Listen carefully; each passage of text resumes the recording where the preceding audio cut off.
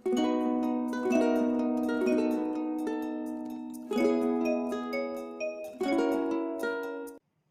माता की। आप सभी का एक बार फिर से हार्दिक स्वागत है।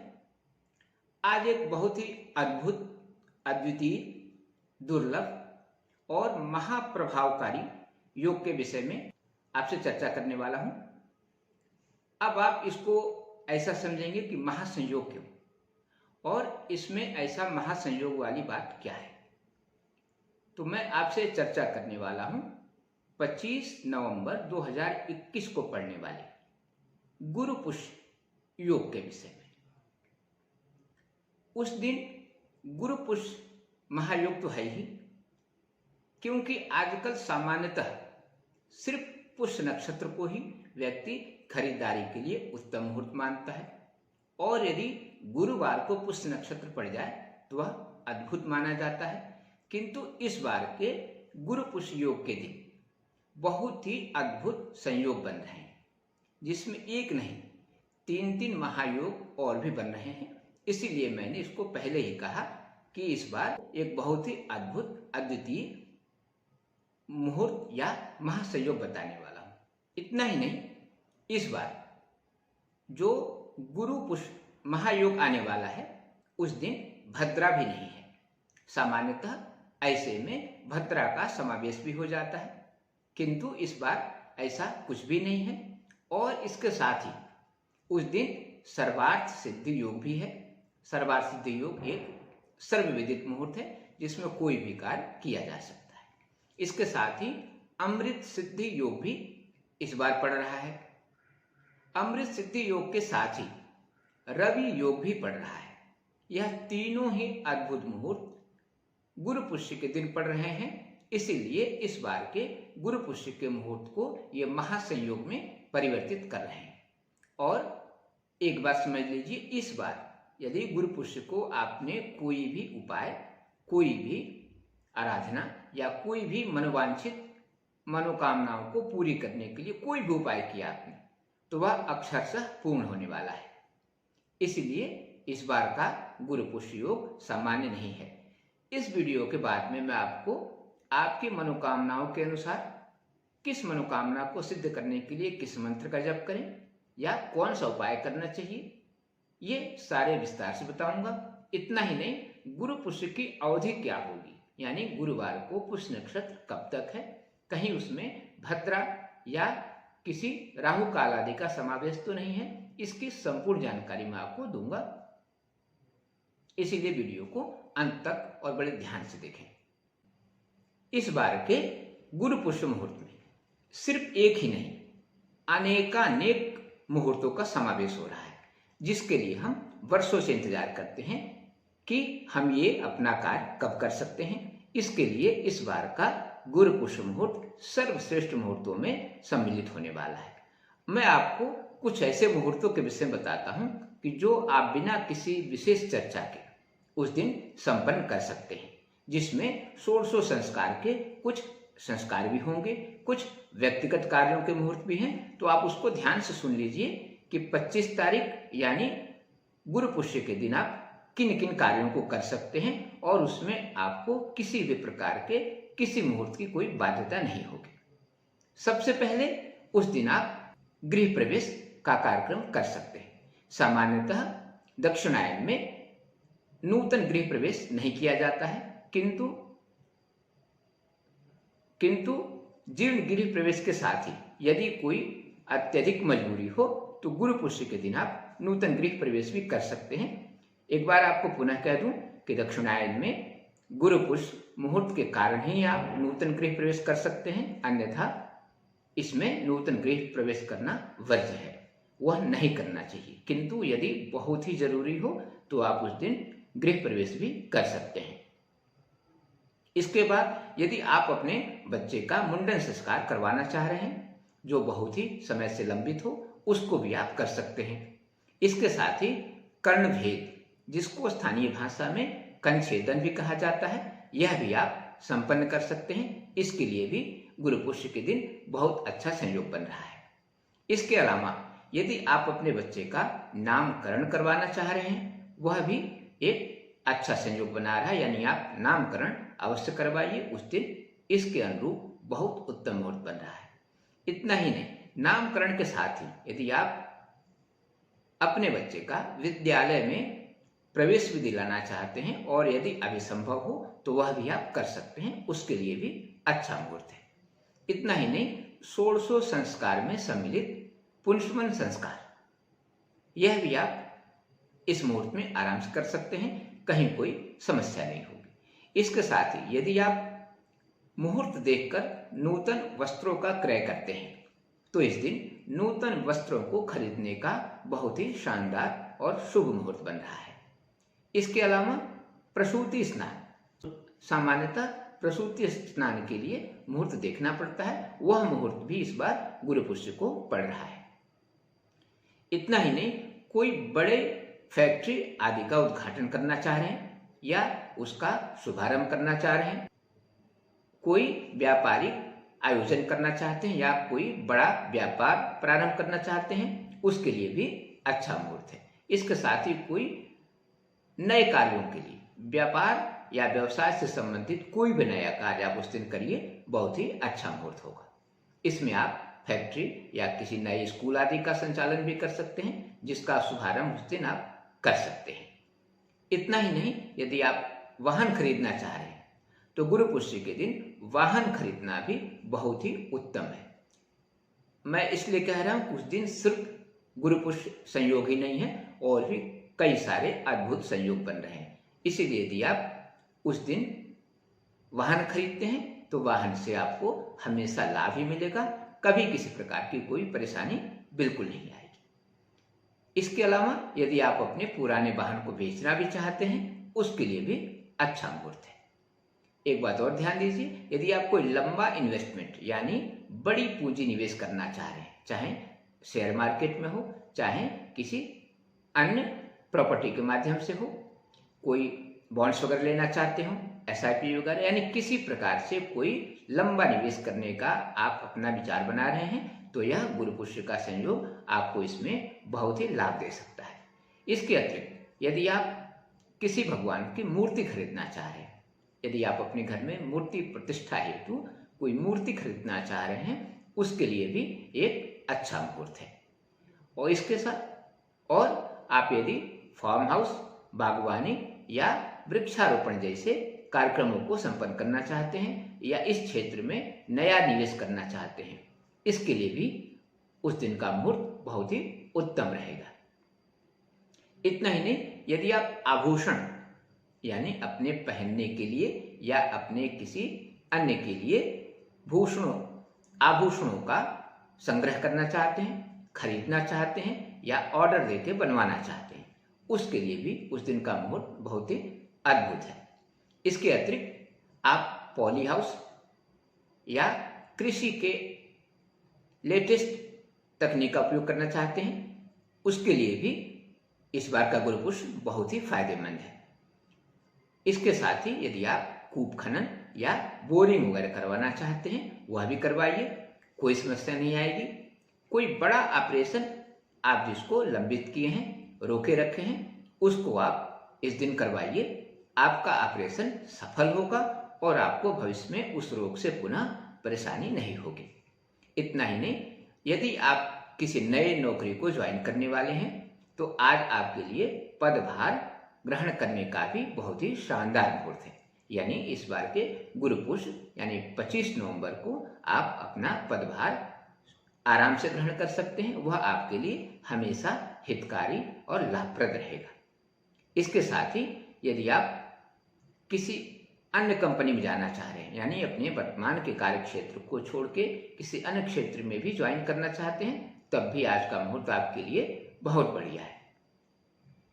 एक बात और ध्यान दीजिए, यदि आप किसी भी प्रकार का धार्मिक आयोजन, चाहे अपने किसी व्यक्तिगत कार्यों की सिद्धि के लिए कोई अनुष्ठान हो, यज्ञ हो, जैसे महामृत्युंजय हो या संतान प्राप्ति के लिए कोई यज्ञ हो या आत्मोन्नति के लिए कोई यज्ञ हो, किसी भी प्रकार का कोई धार्मिक अनुष्ठान प्रारंभ करना चाहते हैं, उसके लिए भी यह मुहूर्त अद्भुत है।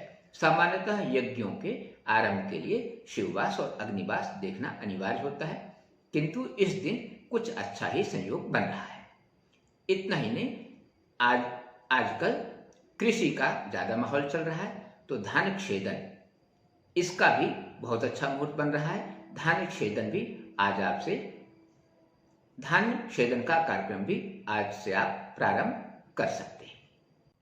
अब तक तो मैंने आपको यह जानकारी दी कि आपको क्या क्या चीज करना चाहिए या आप क्या क्या चीज कर सकते हैं, किंतु वह कब तक करना चाहिए इसकी जानकारी भी आपको दे रहा हूं। यानी गुरु पुष्य का संयोग किस समय तक रहेगा और किस समय के पूर्व आपको अपने कार्यों का प्रारंभ कर देना चाहिए या कार्य का शुभारंभ हो ही जाना चाहिए, क्योंकि कुछ कार्यों की समाप्ति मुहूर्त के अंतर्गत नहीं हो पाता है, तो कम से कम शुरुआत तो हो ही जानी चाहिए। तो ध्यान रखिए, 25 नवंबर 2021 को गुरु पुष्य का संयोग 3:15 तक रहेगा। वाराणसी आदि के कुछ पंचांगों के अनुसार 3:35 तक भी हो सकता है, या देशांतर के अनुसार कुछ स्थानों में समय में आंशिक परिवर्तन भी हो सकता है। यानी आप अपने कार्यों का प्रारंभ किसी भी परिस्थिति में दिन में 3:15 के पहले तो कर ही दें। लेकिन बीच में एक बात और आपको बता दूं, यदि आप राहु काल को मानते हैं, कुछ क्षेत्रों में राहु काल को लोग प्राथमिकता नहीं देते हैं, इसलिए बोल रहा हूं, यदि आप राहु काल को प्राथमिकता देते हैं या राहु काल को मानते हैं, तो आपको 1:30 बजे के पूर्व ही, यानी दोपहर 1:30 यानी 1:30 PM, इसके बिफोर ही अपने कार्यों का प्रारंभ आपको कर देना चाहिए, क्योंकि 1:30 बजे से 3 बजे तक राहु काल रहेगा, जिसमें कुछ क्षेत्रों में अच्छे कार्यों का शुभारंभ नहीं किया जाता है। इसीलिए समय का बहुत ध्यान रखें, क्योंकि वैसे भी 3:15 बजे के बाद में पुष्य नक्षत्र की समाप्ति हो जाएगी, जो गुरु पुष्य के प्रभाव को आंशिक कर देगी। इसीलिए सामान्यतः 1:30 बजे तक ही अपने कार्यों का प्रारंभ कर दें, क्योंकि 1:30 से 3 के मध्य राहु काल रहेगा। अब आपको कुछ ऐसे उपाय बताता हूं कि यदि आप उस उपाय को करते हैं तो आपकी मनोकामनाएं अतिशीघ्र पूरा हो सकती है। तो सबसे पहले, यदि संतान प्राप्ति हेतु आप अत्यधिक परेशान हैं, तो गुरु पुष्य के दिन आपको एक छोटा सा मंत्र बता रहा हूं, उसका किसी भी प्रकार से करके, अत्यधिक पंडितों के माध्यम से, चाहे ये निकेन प्रकारेण, यदि आपने 3 लाख जब संपन्न करवा दिया तो शायद आपके संतान सुख की सारी बाधाएं दूर हो सकती है। मंत्र को एक बार ध्यान से सुन लीजिए। ओम नमो भगवते जगदात्म सूतये नमः। इस मंत्र को एक बार फिर से ध्यान सुनिए। ओम नमो भगवते जगदात्म सूतये नमः। इस मंत्र का आप यदि गुरु पुष्य के दिन ही या गुरु पुष्य के दिन एक दिन संभव नहीं हो सके, तो गुरु पुष्य से प्रारंभ करके और 3 लाख संख्या पूरी करवाएं और उसका दशांश खीर से हवन करवाएं। यह एक चमत्कारिक उपाय है और शायद आपको कहीं भटकना नहीं पड़े और आपको संतान सुख अवश्य प्राप्त होगा। इसके अलावा यदि आप लक्ष्मी प्राप्ति चाहते हैं, अपार और स्थिर लक्ष्मी, जो आपको सुख भी दे और शांति भी दे, तो अपार लक्ष्मी प्राप्ति के लिए आपको गुरु पुष्य के दिन एकाक्षी नारियल खरीद कर, ध्यान रखें, एकाक्षी नारियल आप उसी दिन खरीदें और उसके बाद उसका पूजन करके लाल कपड़े में लपेटकर अपने तिजोरी में रख दें। यह भगवान के आशीर्वाद से आपको कभी भी धन की कमी नहीं होने देगा और लगभग आप हमेशा ही लक्ष्मी संपन्न बने रहेंगे, और ऐसी लक्ष्मी जो स्थिर भी होगी और शांतिदायक भी होगी। इसके बाद बात करते हैं, यदि आप उत्तम विद्या प्राप्त करना चाहते हैं तो आपको क्या उपाय करना चाहिए। गुरु पुष्य के दिन आपको 21 पान के पत्तों पर शहद को रखकर और माता सरस्वती के मुख में स्पर्श करवाना चाहिए, जिसको मधुपर्क भी कहा जाता है। ध्यान रखें, 21 पान के पत्तों पर थोड़ा थोड़ा शहद रखकर और माता सरस्वती के मुख पर स्पर्श कराकर और एक मंत्र साथ में बोलते रहें। उससे भी बेहतर हो सकता है कि यदि आप पान के पत्ते पर शहद से ओम ऐं ओम इसको लिखकर भी आप माता के चरणों में अर्पित कर सकते हैं। यदि मधुपर आपको आसान न लगे तो पान के पत्तों पे शहद से ओम ऐं ओम लिखकर 21 पत्ते माता सरस्वती को अर्पित करें और उसके बाद में एक छोटा सा मंत्र बता रहा हूं, इसका आप कम से कम 5 माला जप करें। आपको विद्या से संबंधित हर प्रकार की सफलताएं अपने आप मिलने लगेगी। मंत्र ध्यान से सुनिए। ओम ब्रह्म ज्ञान साधनायै नमः। एक बार मंत्र को फिर से सुन लीजिए। ओम ब्रह्म ज्ञान साधनायै नमः। इस मंत्र का आपको 5 माला जप करना चाहिए और इसके बाद में आपको माता सरस्वती से अपने शिक्षा हेतु प्रार्थना अवश्य करना चाहिए। इसके बाद एक उपाय उनके लिए जो इंटरव्यू में बार बार फेल या अनुत्तीर्ण हो जाते हैं, यानी जिनको इंटरव्यू में सफलता नहीं मिल पा रही है, उनको क्या करना चाहिए? उनको भी ओम ऐं ओम इस मंत्र को शहद से पान के पत्ते पर 21 पान के पत्ते पर लिखकर माता सरस्वती को अर्पित करना चाहिए और उसके बाद में ओम वाग्देव्यै नमः इस मंत्र को ध्यान से सुन लीजिए। ओम वाग्देव्यै नमः इस मंत्र का आपको कम से कम 11 माला जप करना चाहिए। आपको कम से कम इंटरव्यू में अगली दफा असफलता का सामना नहीं करना पड़ेगा और आप अप्रत्याशित रूप से सफलता अर्जित कर लेंगे। इसके बाद ये उनके लिए उपाय जो आत्मविश्वास की कमी से परेशान है। यदि आप आत्मविश्वास की कमी से परेशान हैं तो आपको भी कम से कम 21 पान के पत्तों पे ओम ऐं ओम लिखकर माता सरस्वती को अर्पित करने के बाद एक छोटा सा मंत्र बता रहा हूं, इसका कम से कम 5 माला जप करना चाहिए। हो सके तो 11 माला भी जप करिए। मंत्र इस प्रकार है। ओम महोत्साहायै नमः। ओम महोत्साहायै नमः मंत्र को ध्यान से सुन लीजिएगा और इस मंत्र को कम से कम 5 माला जप करिए। आपकी मनोकामनाएं अवश्य पूर्ण होगी और आपके आत्मविश्वास में अप्रत्याशित प्रगति होगी।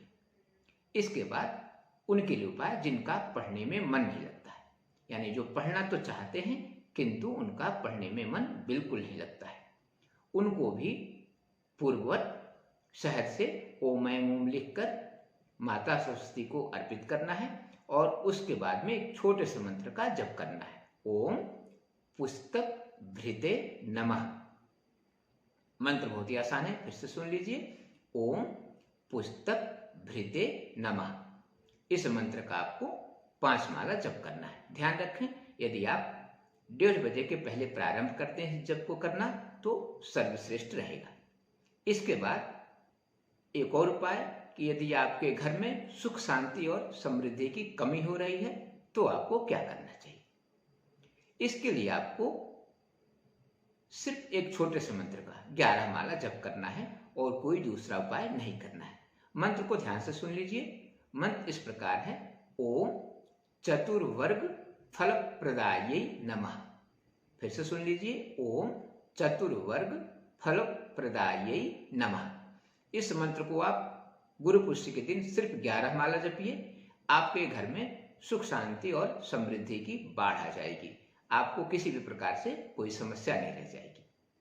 इसके बाद उनके लिए जो उच्च शिक्षा जैसे नीट, IIT आदि जैसे या UPSC इन परीक्षाओं की तैयारी कर रहे हैं और उनको कहीं ना कहीं आशंका हो रही है कि उनको सफलता मिलेगी कि नहीं, उनके लिए भी एक छोटा सा उपाय बता दे रहा हूं। आपको भी एक छोटा मंत्र है, उसका कम से कम 11 माला उसी दिन जप करना है, यानी 25 नवंबर को जप करना है। तो मंत्र सुन लीजिए। ओम विद्याधर सुपूजितायै नमः।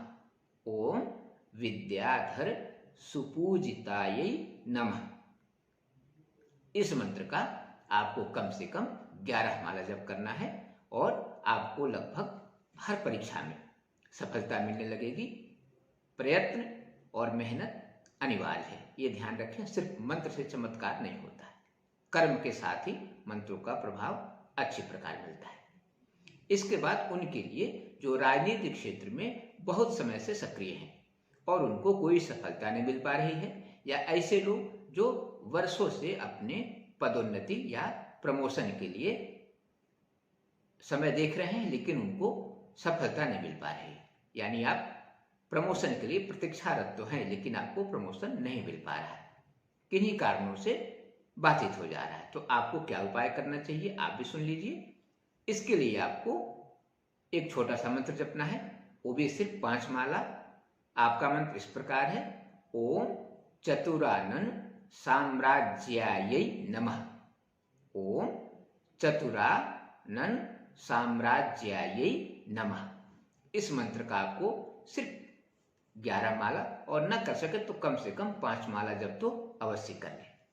इसके बाद उनके लिए उपाय जो अपने स्वास्थ्य को लेके अत्यधिक परेशान रहते हैं, यानी उनके स्वास्थ्य में कुछ न कुछ परेशानियां लगी रहती है, वो स्वस्थ नहीं रह पाते हैं, उनके लिए भी एक छोटा सा मंत्र है।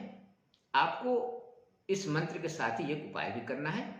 उस दिन आपको पीपल की परिक्रमा करते हुए ओम नमो भगवते वासुदेवाय नमः इस मंत्र का लगातार जप करना है और कम से कम 108 परिक्रमा करनी है।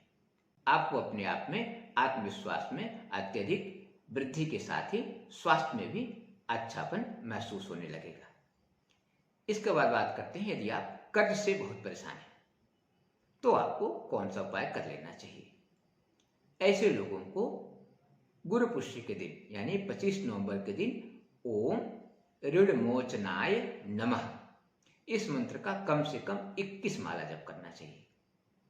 इस मंत्र का यदि आप गुरु पुष्य से प्रारंभ करके 41 दिन तक लगातार करते हैं तो आपको और भी चमत्कारिक लाभ मिल सकते हैं, किंतु गुरु पुष्य के दिन तो आप अवश्य ही इस उपाय को कर लें।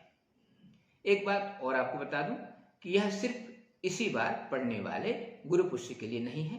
आप कभी भी इन उपायों को गुरु पुष्य के दिन कर सकते हैं या गुरु पुष्य से प्रारंभ करके आप लगातार इन उपायों को कर सकते हैं। गुरु पुष्य एक चमत्कारिक मुहूर्त होता है जो आपको हर प्रकार से सिद्धि देता है, यानी आपके किसी भी कार्य को, किसी भी उपाय को शीघ्रता से पूर्ण करता है। इसलिए इस बार के गुरु पुष्य का आप अवश्य लाभ उठाएं।